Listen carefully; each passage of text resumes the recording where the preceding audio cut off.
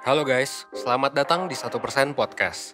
1% adalah startup life school terbesar di Indonesia yang berfokus pada isu kesehatan mental, pengembangan diri, dan edukasi life skill.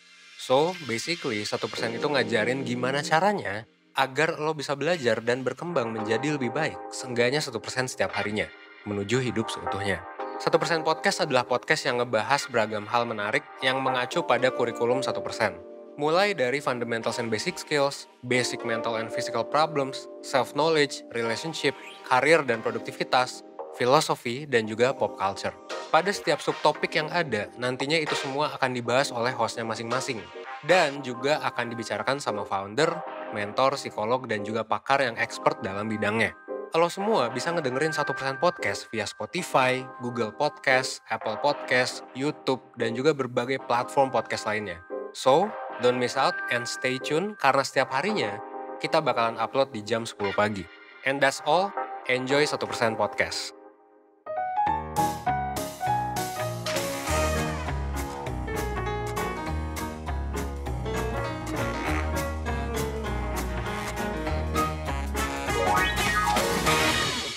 Halo Perseners, balik lagi di podcast 1% bareng aku Lala. Dan di episode kali ini, kita bakalan bahas sesuatu yang mungkin dirasakan sama kebanyakan orang gitu. Atau yang mungkin perasaan yang common gitu, yang mungkin sebagian besar orang tuh pernah merasakan gitu. Nah, langsung aja aku ke topik pembicaraan malam ini, yaitu rasa nggak percaya diri. Nah, mungkin buat perseners pernah nih ngerasa nggak percaya diri di suatu waktu gitu kan, sedang menghadapi apa, sedang menjalani suatu hal dan ngerasa kayak, aduh kayaknya aku nggak bisa deh gitu-gitu. Kayaknya mungkin itu common gitu ya. Nah, buat memperjelas semuanya, buat memberikan informasi yang informatif buat perseners, aku bakalan undang satu guest di hari ini gitu kan, buat cerita atau memberikan informasi yang lebih jelas dan lebih detail ke perseners. Langsung aja aku panggil guysnya. Ada Andi. Halo Lala. Hai Andi. Ya, halo. Udah dari suaranya kelihatan banget kalau ini ya, hari ini berjalan dengan lancar gitu ya, kayak have a great day gitu ya kamu ya. Ya. Has a great day gitu. Ginilah. Di happy kan lah Kak. Oh bener banget, karena happy itu emang penting ya Kak. Ya, sangat. Sangat penting, oke. Jadi aku mau sedikit bocorin sebenarnya Andi itu siapa sih gitu ke perseners, biar perseners nggak penasaran. Andi adalah Ketua BEM Fakultas Psikologi Universitas Buana Perjuangan. Ya, betul sekali. Kebetulan diberi amanah untuk memimpin gitu. Oke. Jadi kayak, aduh amanahnya keren banget sih. Sebelumnya ini aku memberikan selamat karena mungkin Ketua BEM itu susah loh ya, berat loh ya gitu ya. Sebenarnya ujian sih Kak, lebih ke ujian ya. Ujian yang dibawa happy ya, biar nggak beban mungkin. Seperti itulah, hidup kan untuk dijalanin gitu. Oke, setuju banget. Nah, aku tadi udah sneak peek nih sama perseners kalau kita tuh hari ini bakalan bahas tentang rasa nggak percaya diri. Nah, kalau dari sudut pandang Andi sendiri, rasa nggak percaya diri itu yang seperti apa sih? Kalau menurut saya sih ya, tidak percaya diri itu sebenarnya wajar sih ya. Manusiawi lah merasa tidak percaya diri. Rasa insecure, rasa kurang paham memahami dirinya sendiri gitu. Selalu membanding-bandingkan dengan orang lain. Kalau menurut saya sih wajar gitu, manusiawi. Ya kalau kurang percaya diri itu lebih ke bagaimana ketika kita terlalu fokus pada orang lain, keunggulan orang lain, sehingga kita tidak memperhatikan kelebihan yang kita miliki gitu. Jadi kita cenderung akan lebih fokus pada kekurangan yang kita miliki gitu. Itu rasa-rasa kurang percaya diri kalau yang menurut saya pribadi gitu. Oke, jadi kayak mungkin kalau secara simpelnya itu lebih fokus ke kekurangan diri gitu ya. Dan banyak membandingkan dengan orang lain yang bikin diri tuh semakin jadi nggak percaya diri gitu ya. Ya, intinya nggak yakin terhadap kemampuan diri sendiri gitu. Oh, oke. Nggak yakin terhadap kemampuan diri sendiri. Oke. Nah, ngomong-ngomong tentang keyakinan atas kemampuan diri sendiri nih Kak, ini kan pasti banyak banget ya, maksudnya rasa nggak percaya diri itu tuh banyak bisa terjadi pada beberapa aspek di kehidupan kita, bisa terjadi di beberapa aspek terhadap hal yang kita lalui gitu. Nah, mungkin ketika kita belajar sesuatu, apalagi sesuatu yang baru gitu kan, kadang-kali kita tuh ngerasa kayaknya gue nggak bisa deh, kayaknya gue nggak mampu deh. Gue bisa nggak ya? Kadang-kadang mempertanyakan hal seperti itu. Apakah hal-hal seperti itu tuh juga termasuk rasa nggak percaya diri, Kak? Ya, termasuk ya itu juga. Yaitu berangkat dari kita yang menganggap diri kita lemah, menganggap diri kita itu gagal, menganggap bahwa diri kita ini tidak seberhasil orang lain. Itu kan merupakan kurangnya, tidak memiliki keyakinan tentang dirinya gitu. Itu termasuk kurangnya kepercayaan diri gitu. Oke. Jadi emang itu salah satu contoh rasa tidak percaya diri gitu ya. Nah, kalau untuk perseners nih, mungkin pengen tahu kalau misalkan rasa nggak percaya diri sebenarnya tuh bisa nggak sih dilihat secara ilmiah gitu? Ada nggak sih sebenarnya Kak teori yang mendasari tentang rasa nggak percaya diri? Nah, untuk teori sendiri sih, untuk beberapa tokoh juga udah banyak ya yang menjelaskan tentang kepercayaan diri, yaitu kalau menurut Neil, saya ngutip dari Neil ya, dia menjelaskan bahwa kepercayaan diri itu merupakan sejauh mana gitu seseorang itu memiliki keyakinan terhadap penilaiannya atas kemampuan dirinya, dan sejauh mana orang itu bisa merasakan adanya kepantasan untuk dia agar bisa berhasil gitu. Itu kalau menurut teori ya, secara teoritis mengungkapkan bahwa kepercayaan diri itu keyakinan kita terhadap penilaian atas kemampuan kita gitu. Oke. Jadi secara teori pun, secara ilmiah pun ada dasarnya gitu ya.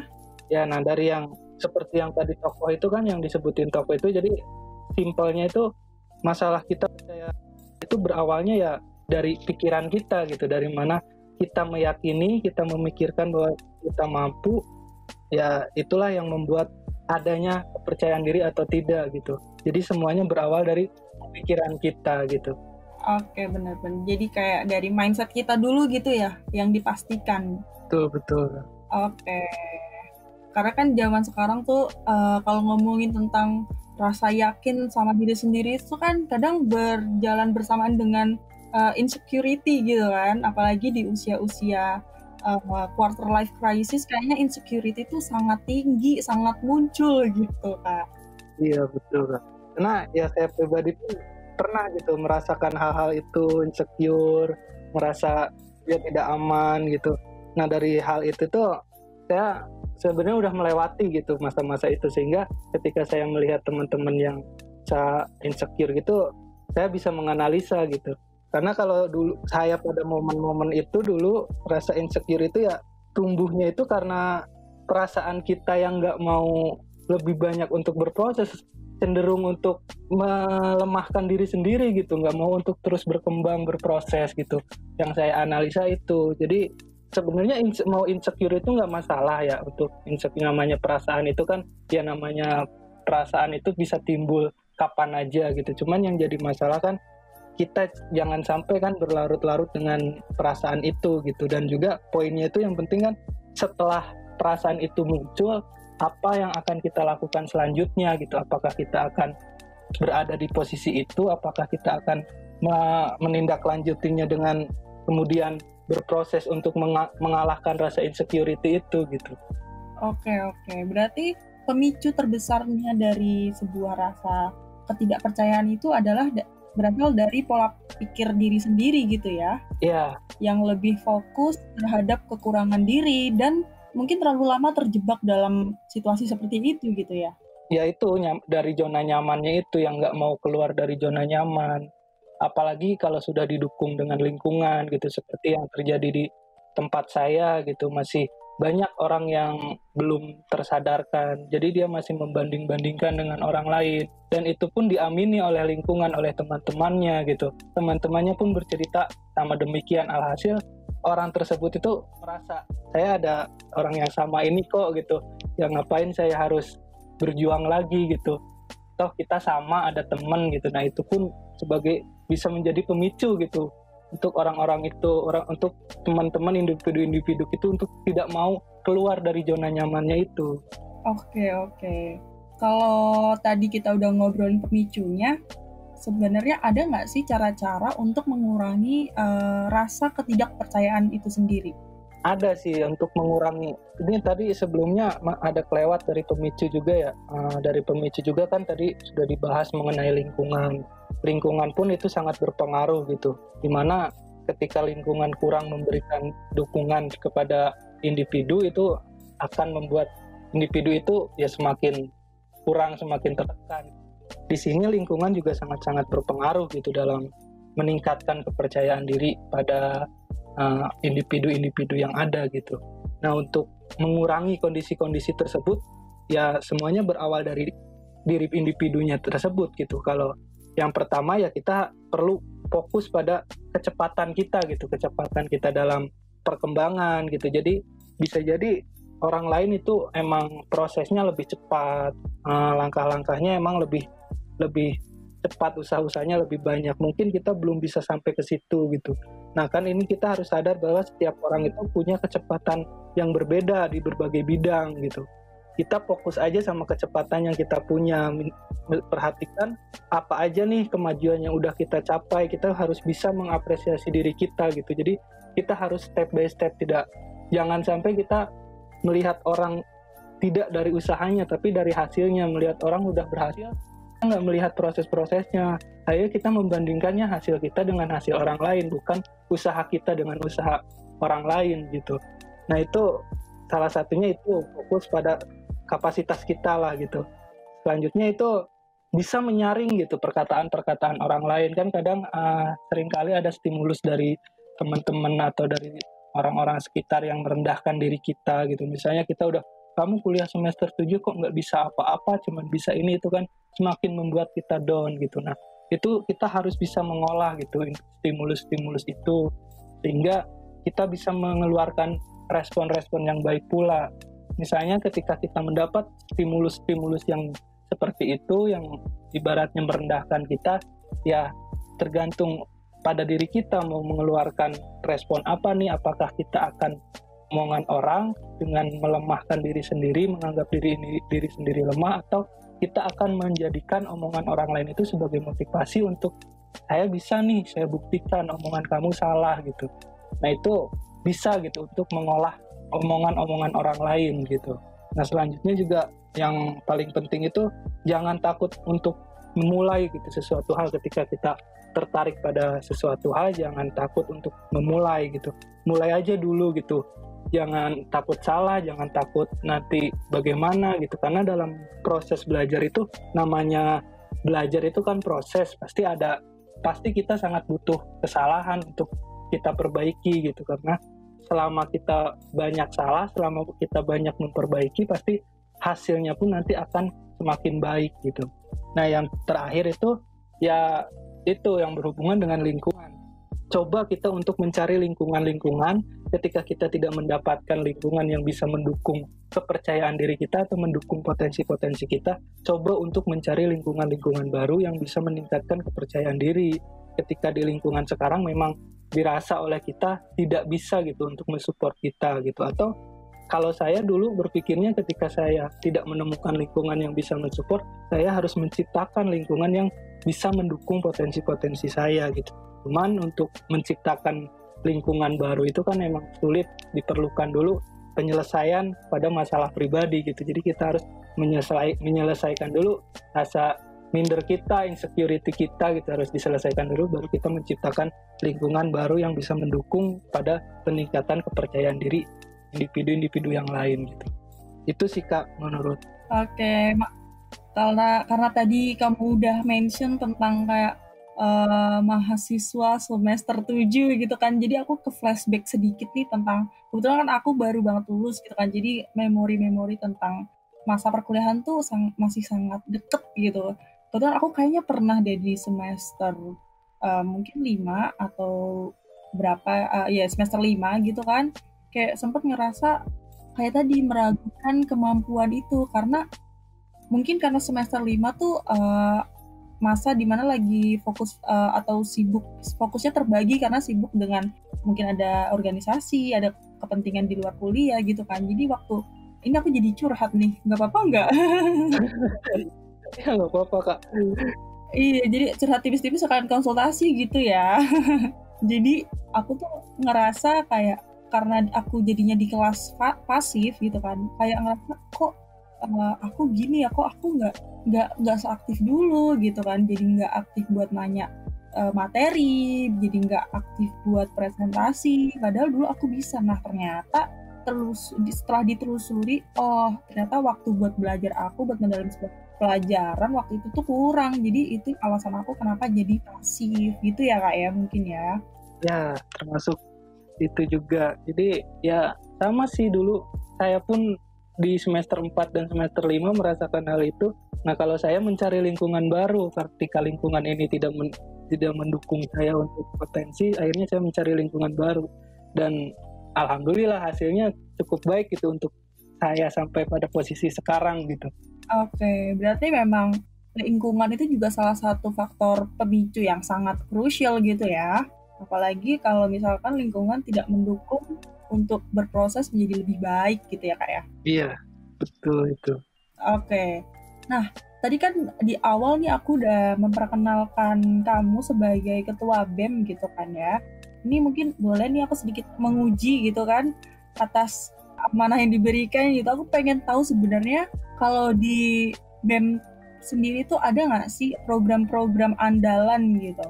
Nah, kalau kebetulan gitu ya, kalau di BEM, karena ini berbicara tentang rendahnya kepercayaan diri, fokus saya pun itu kebetulan di BEM itu memang pada bagaimana bisa menanamkan minat-minat belajar kepada teman-teman mahasiswa yang lainnya gitu. Jadi dari awal pembentukan pun, pengurus pun yang saya tanamkan kepada teman-teman pengurus itu, kalau kita BEM itu bisa sarana untuk membuat lingkungan baru yang bisa meningkatkan gitu minat mahasiswa dalam bidang pendidikan dan keilmuan gitu.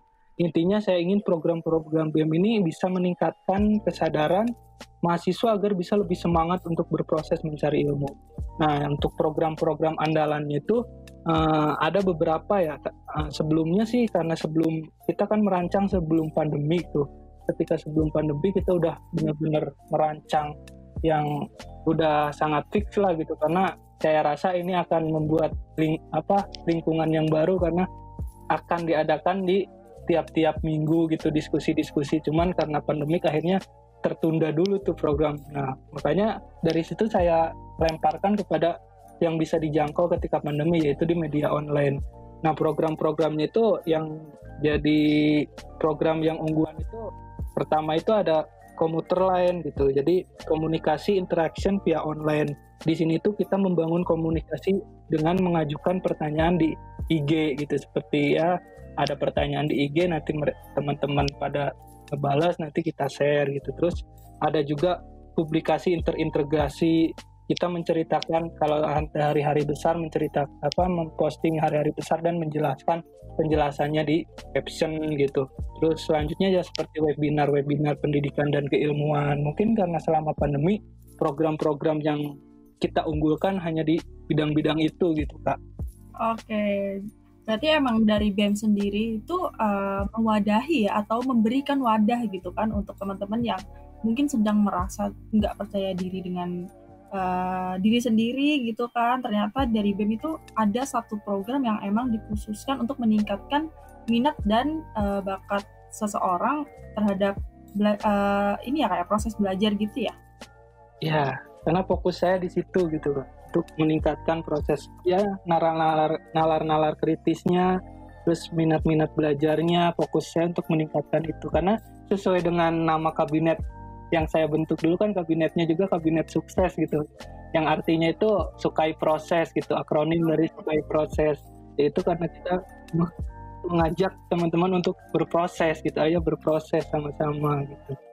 Oke, ini menarik banget ya. Berarti BEM tuh bukan yang sekedar menjalankan apa yang dinilai, maksudnya proker-proker yang dinilai oke untuk dijalankan, tapi juga mempertimbangkan outputnya juga ya untuk mahasiswa-mahasiswa di UPB, khususnya di Fakultas Psikologi ya Kak ya? Ya, betul. Oke, jadi emang ini apakah ini proker pertama yang fokus di meningkatkan minat bakat atau sebelumnya udah ada Kak?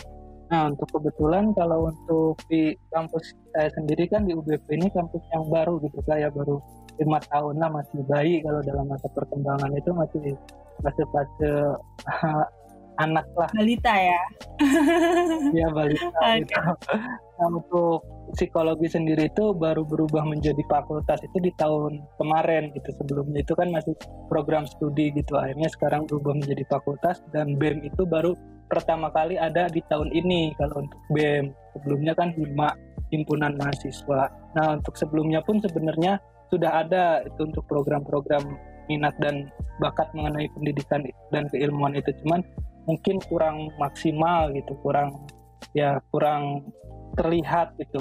Nah, di sini saya melanjutkan kepengurusan selanjutnya di HIMA, saya evaluasi yang kekurangannya, akhirnya saya masukkan untuk di program-program sekarang gitu kan. Oh, oke. Jadi bisa dibilang bahwa di tahun kakak ini prokernya khususnya tadi di meningkatkan minat dan bakat itu adalah hasil dari optimalisasi proker di tahun kemarin gitu ya? Ya, iya Kak, bisa dibilang seperti itu. Oke, untuk yang bisa mengakses atau mungkin bisa menikmatin layanan tersebut, karena tadi kan di-mention bisa di DM ya Kak ya, lewat Instagram gitu. Boleh di-mention sekalian Kak, mungkin Instagramnya apa? Instagramnya ya ada BEM_FSI ya, yang psikologi BEM FSI, BEM_FPSI gitu. Oh, oke. Jadi nanti itu terbukanya untuk mahasiswa UBP aja ya? Enggak, itu untuk bisa semua sih, itu umum di sini, karena ada juga kan ada program juga kan untuk masyarakat umum. Oh ya nih, nama ininya BEM_FSI_UBP gitu. Karena ada program dari kita pun yang berhubungan untuk ke masyarakat umum gitu, seperti kayak Gaspol, yaitu Gerakan Sadar Psikologi. Jadi mengajak masyarakat umum untuk bercerita gitu. Nanti ada tim pengurus yang meng-share ke teman-teman di luar psikologi untuk bercerita tentang dirinya atau tahu nggak itu psikologi itu apa gitu. Jadi ada untuk ke masyarakat umumnya pun gitu Kak. Oke. Jadi ternyata ini dibuka untuk umum juga gitu ya? Tidak hanya berfokus ke mahasiswa UBP aja ya? Ya, cuman mungkin dikhususkan lebih khusus gitu, cuman nggak menutup juga untuk umum, tapi dikhususkan untuk mahasiswa psikologi, tapi nggak menutup juga untuk umum. Oke, jadi masih kayak misalkan aku nih tiba-tiba DM terus ngobrolin tentang apa yang aku rasain sekarang gitu, khususnya di minat dan bakat terhadap belajar gitu, bisa ya Kak ya? Bisa aja Kak, sangat menerima kita. Boleh deh, nanti mungkin besok aku langsung DM kali ya. Biar ketahuan banget kalau lagi menurun gitu kan kepercayaan dirinya. Tidak hanya kepercayaan diri Kak, ada hal lain tentang psikologi pun silahkan gitu. Oh gitu, boleh. Nanti aku coba langsung follow Instagramnya ya. Oke, balik lagi bahas masalah rendahnya kepercayaan diri nih Kak. Apalagi khususnya di proses belajar gitu kan.